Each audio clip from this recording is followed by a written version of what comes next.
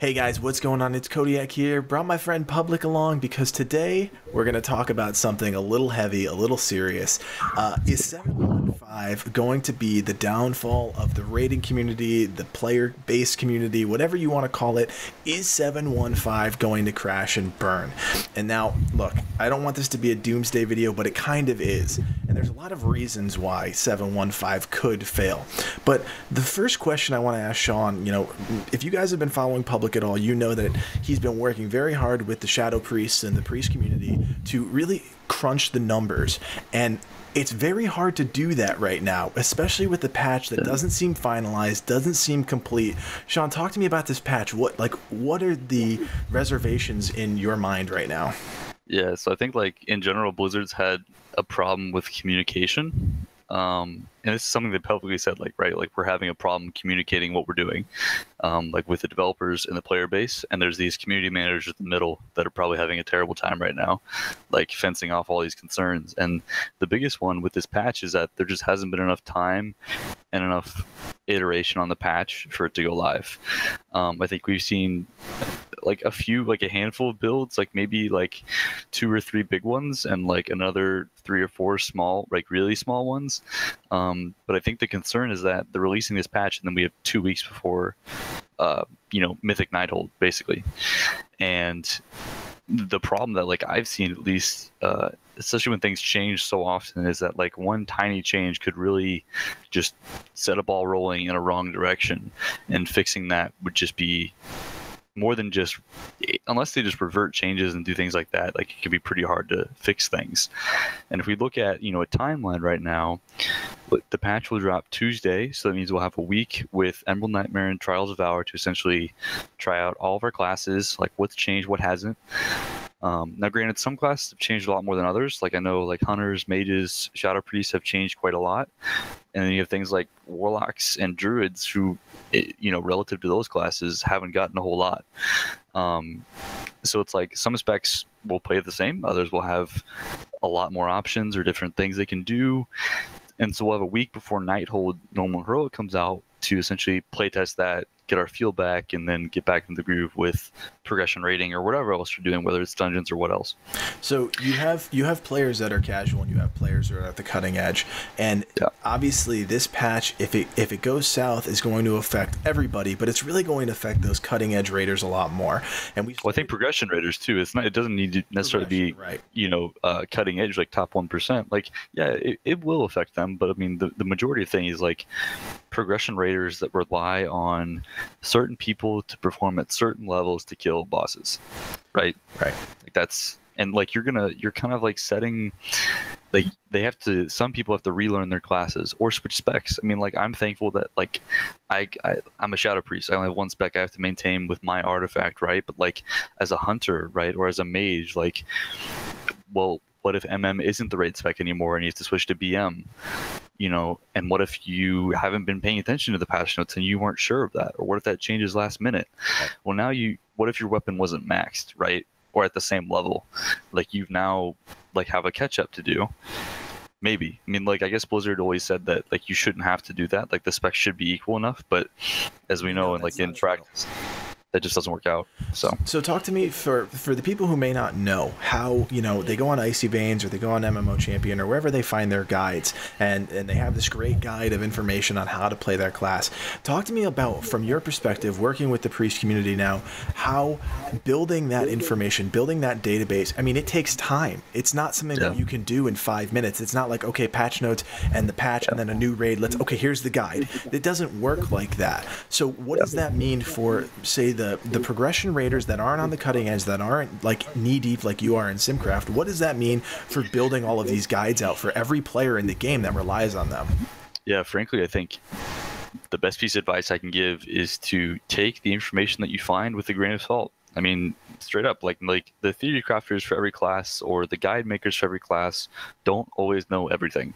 They can't be in every facet of every progression rating and every tier and things like that. More importantly, if they only have a small period of time to work with changes, they may or may not know what the best way to go is. So I think, like I said, the best piece of advice is to take all these things with a grain of salt and just play the class, right? like for Shadow Priest, for example, we're getting several new talents, and some talents are moving to different locations. I know mages are kind of in a similar boat as well.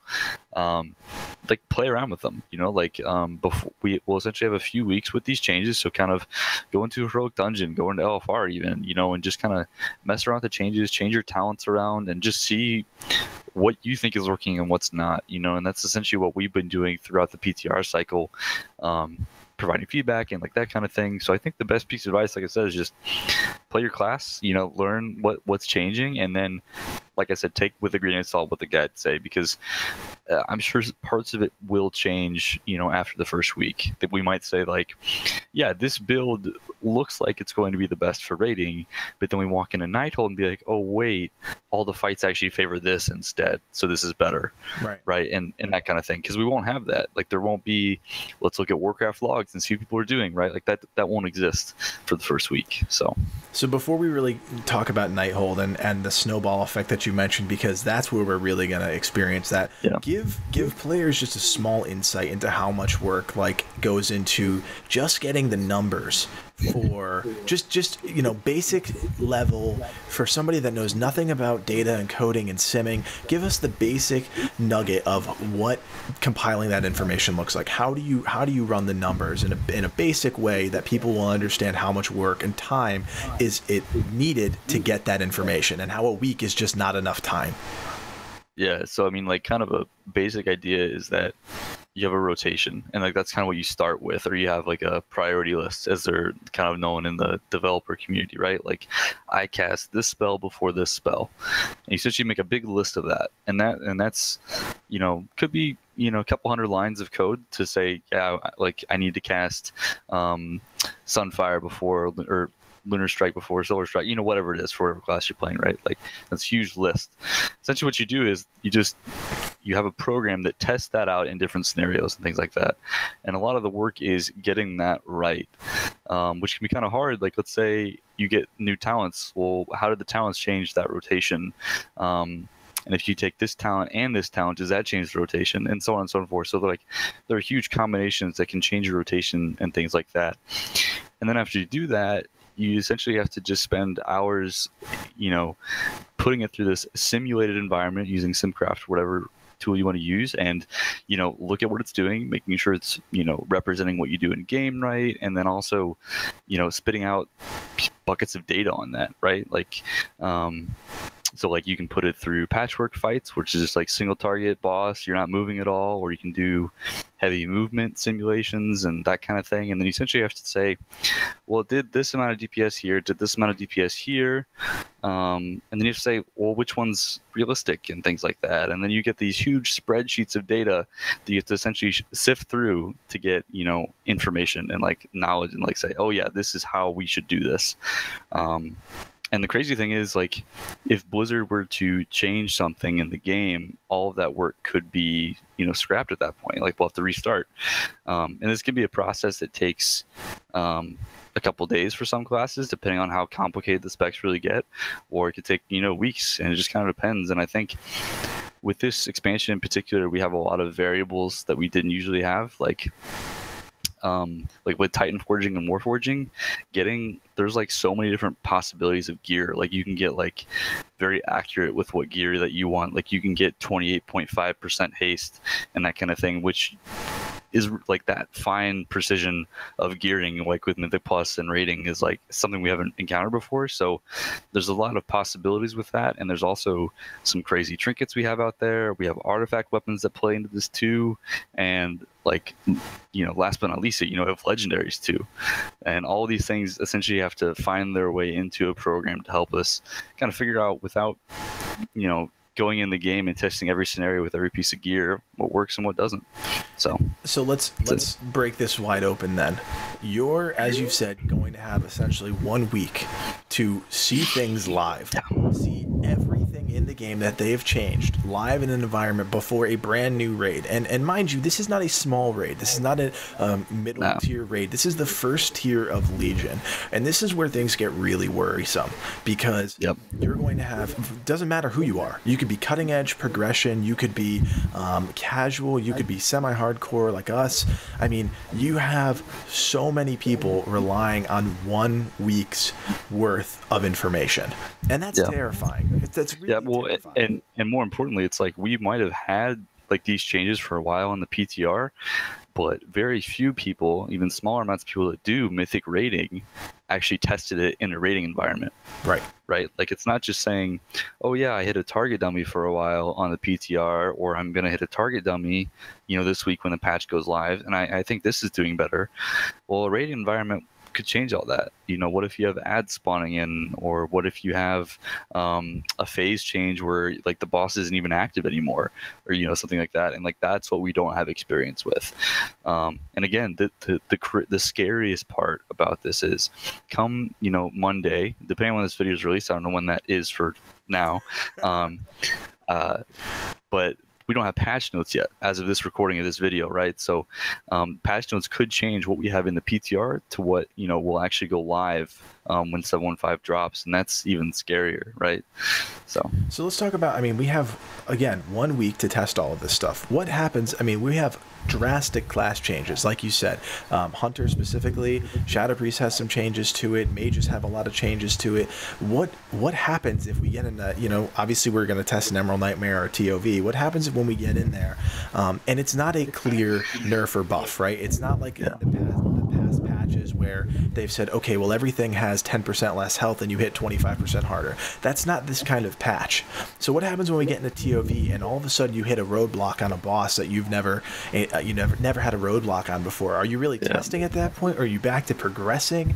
And then not every guild is going to be raiding every night this week. They're going to be raiding the same schedule that they always have, 2 or 3 nights a week.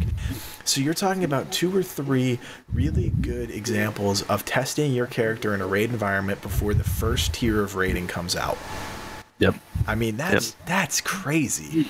And again, that's assuming that, so let's say they mess up, which isn't out of the question, right? Like, they could release a change that is really, really toxic to balancing. One could argue Surrender to Madness has kind of been that for a while, right? Like, they could have another one of those for another class that they didn't see before. It didn't come up in testing. Right. Well, then the question is, do they hotfix that?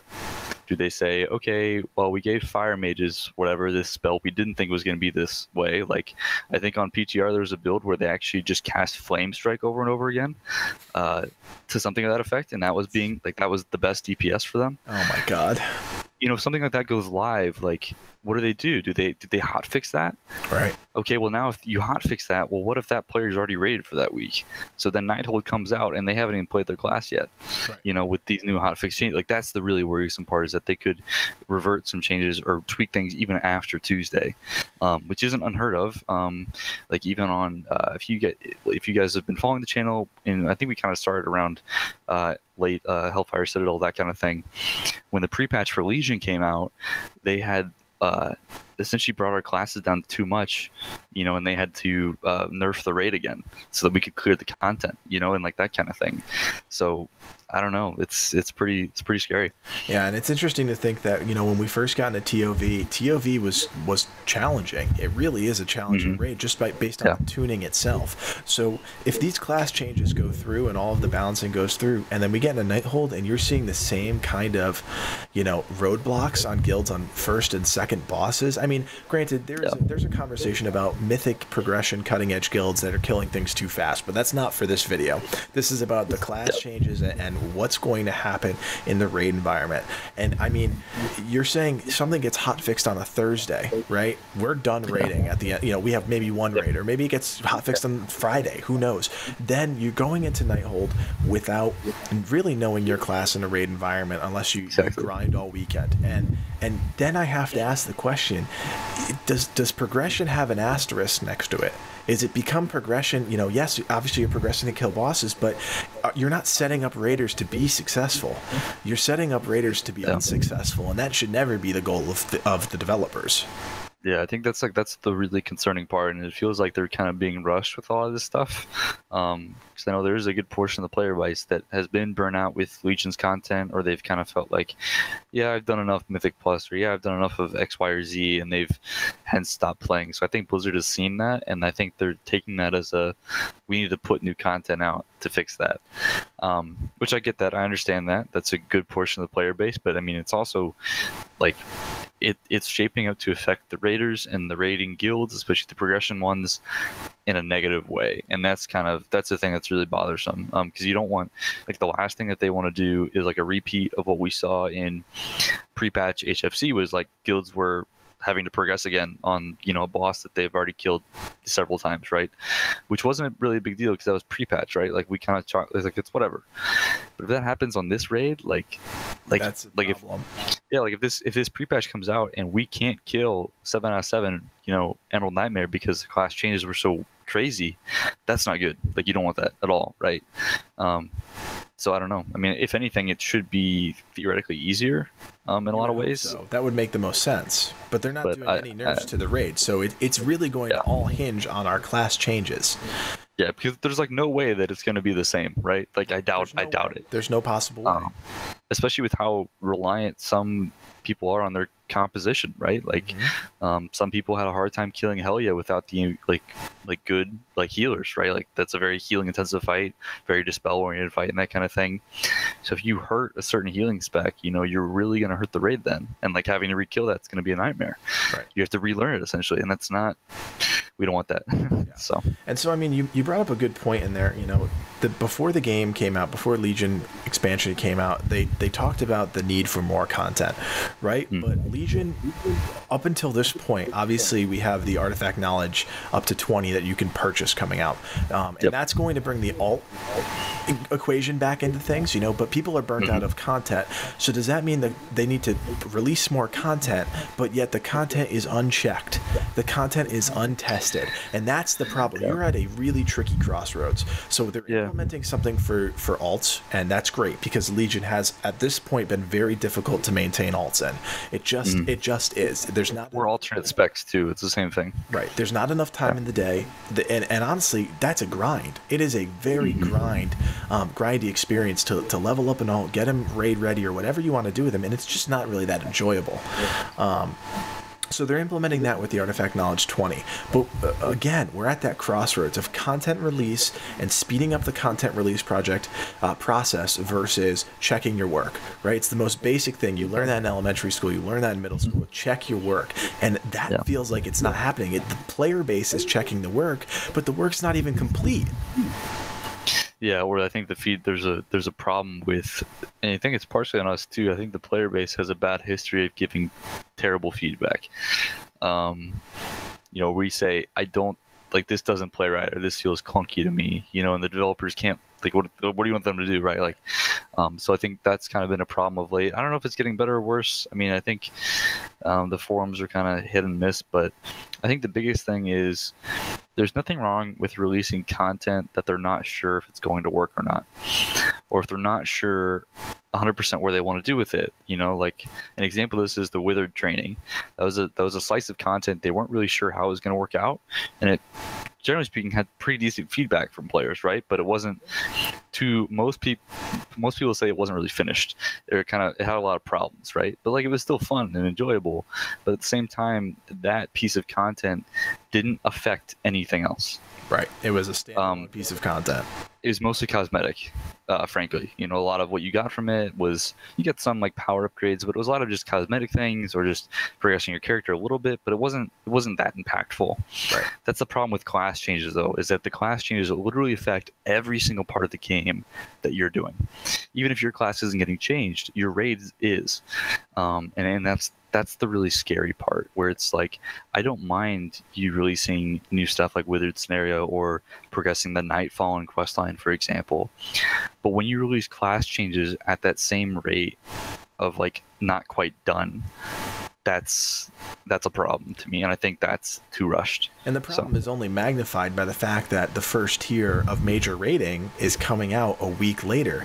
That to me is the most troublesome thing. Look, I'm not, you know me, I'm not a number cruncher. Publik is. Public will sit there for hours and do that work. I am not the person that does it. I'm the person that relies on Pub and the other communities to help me out with that, because I'd rather focus on other things. But the problem comes down to 1 week. It's 1 week, and that is a huge issue. And let's talk about that from a leadership perspective, from a guild perspective.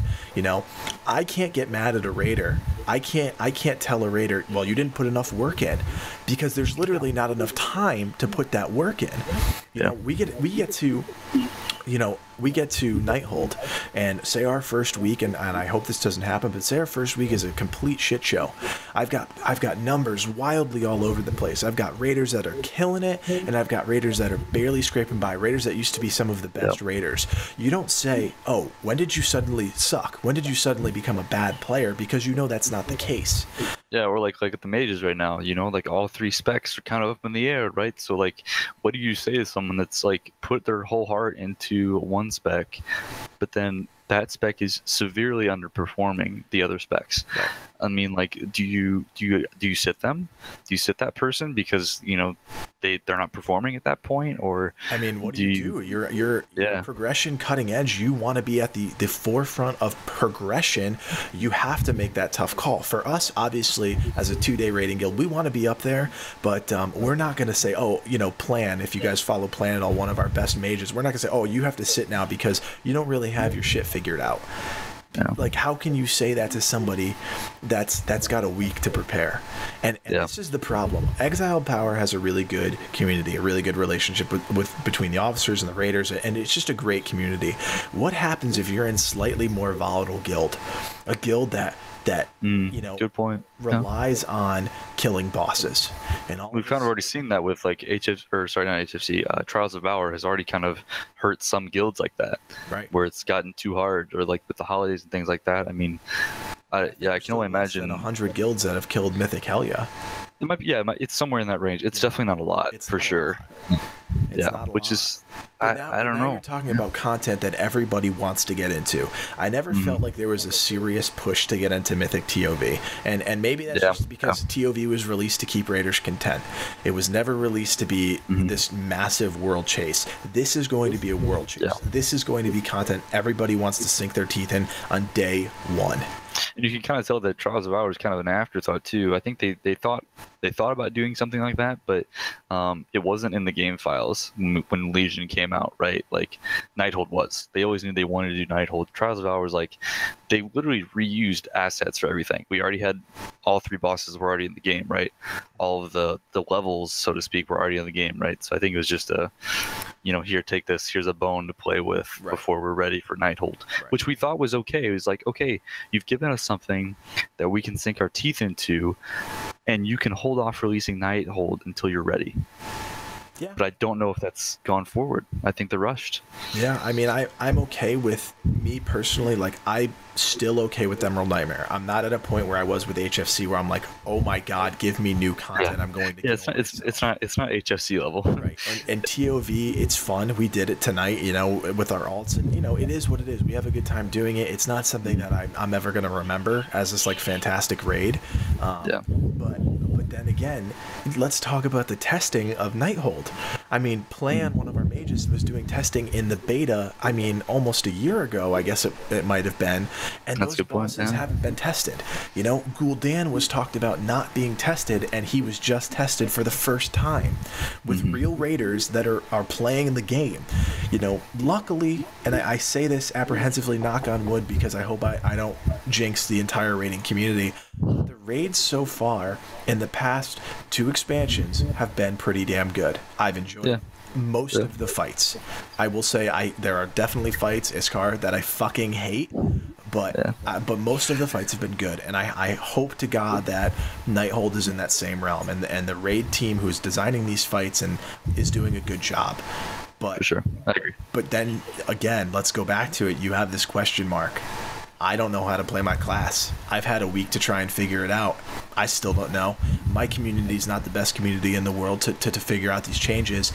That puts a lot of pressure on your raid team. I mean, regardless of where it is, right? I mean, and what class you're playing, and God forbid if you're re-rolling to a whole new class altogether, right? Like, not only do you not know what you're doing, but also like the community members of that spec just got it too, you know. So and I mean, a lot of it's up in the air. That's a great point that maybe people don't understand. Everybody is in the exact same boat, right? Everybody, even if you've tested it, right? Like you may have even tested it with your guild in a raid environment, but at the same time, like things still change, and like maybe you didn't have your exact gear, or maybe you have better gear now, and you know, what does that change? Or maybe they made a last minute change after you've done that testing, right? Like even the theory crafters and community members, like even they, like, I know it's surprising, like they don't know what's going to happen, right? Like they have an idea, they kind of say, yeah, this is probably going to fit into this role, but a lot of it's just good guesses.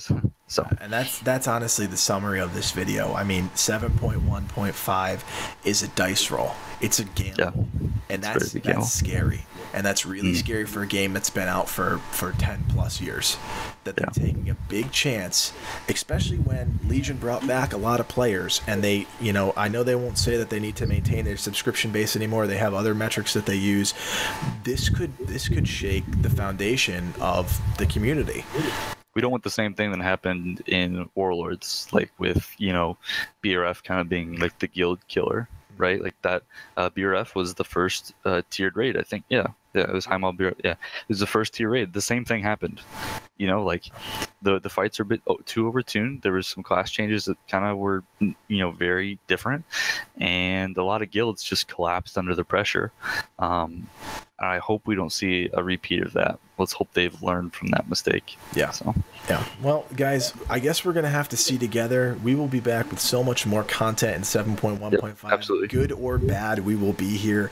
Hopefully we don't collapse under the pressure. We've had a pretty good track record of being able to sustain whatever Blizzard throws at us, and we hope that you guys do as well. If you have any questions about patch 7.1.5 or Nighthold or anything that you think about the upcoming patch, please leave us a comment below. Like the video if you like it, and if you haven't subscribed to the channel, please give us a subscribe. We're closing in on 5,000 subscriptions, so we're really excited. A lot of new content coming your way.